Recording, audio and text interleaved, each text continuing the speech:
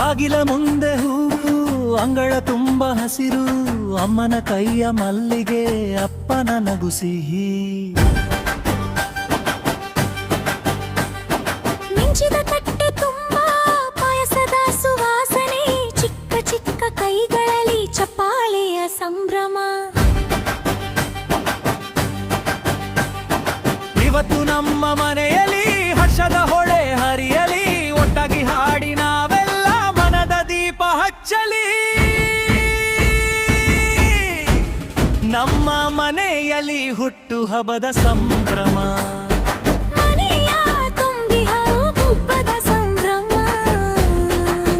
ನಮ್ಮ ಮನೆಯಲ್ಲಿ ಹುಟ್ಟು ಹಬ್ಬದ ಸಂಭ್ರಮ, ನಗೆ ನಲಿವು ತುಂಬಿದ ಸಂಭ್ರಮ.